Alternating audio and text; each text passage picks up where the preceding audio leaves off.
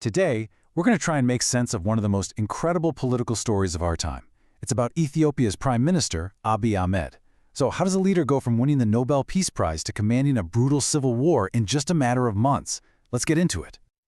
To really get a grip on Abiy Ahmed, you have to start with this huge contradiction at the very heart of his leadership. It's really like we're talking about two completely different people, packed into one man over an incredibly short period of time. I mean, just look at this. In 2019, he's literally a Nobel Peace Prize laureate, celebrated around the globe for ending a decades-long war.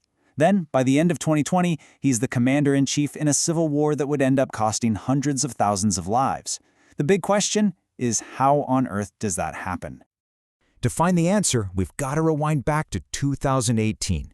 When Abiy first came to power, nobody saw him as a controversial figure. No way! He was seen as a savior, and he was riding this massive wave of hope and promise. When he took office, the feeling was just electric. And not just in Ethiopia, but all over the world. People were calling him a new kind of leader, a golden boy for Africa, who was finally going to unlock his nation's incredible potential. And you know, this wasn't just empty talk. He backed it up with immediate, really dramatic action. He legalized opposition groups that had been branded as terrorists. He threw open the prison doors for thousands of political prisoners. And then, the big one, he brokered a historic peace deal with Eritrea, ending a conflict that had been frozen for 20 years. For all of that, in 2019, he was awarded the Nobel Peace Prize. It was official. His reputation as this visionary reformer was cemented on the world stage.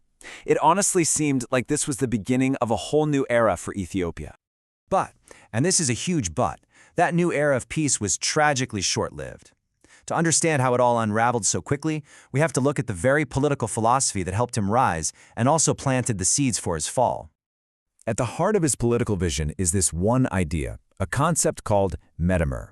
It's an Amharic word that basically means coming together or synergy. And the idea itself was to unite all of Ethiopia's 80-plus ethnic groups under one single proud national identity. But here's the problem. That vision of unity clashed head-on with Ethiopia's long-standing political structure, which is called ethnic federalism. This system gives a lot of autonomy to different regions that are defined by ethnicity. So to many, and especially to the TPLF, that's the Tigray People's Liberation Front, the party that had run Ethiopia for almost 30 years, Metamer didn't look like unity. It looked like an attempt to erase their identities and centralize all the power. And that disagreement was about to explode. The speed of this collapse was just stunning. In 2019, Abiy wins the Nobel. Just over a year later, in November 2020, federal troops march into the Tigray region and a brutal civil war begins. And even though a peace deal was signed in 2022 to end that specific war, the fractures it created have just kept spreading. So what is the reality in Ethiopia today? How is the country grappling with this legacy of both these grand ambitions and this absolutely devastating conflict?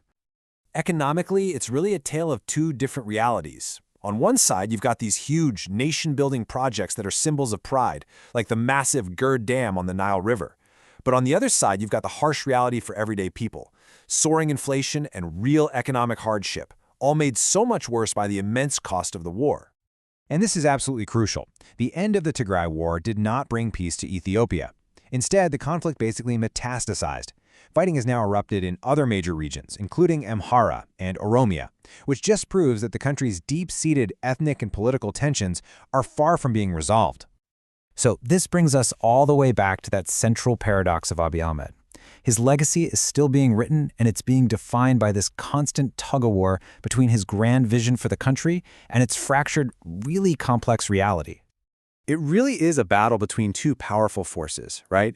The dream of a modern, unified Ethiopia on one side, and the harsh reality of these deep-seated ethnic grievances that have shaped so much of its history on the other. Which leaves us with this final, really challenging question. Is he the great unifier or a catalyst for division?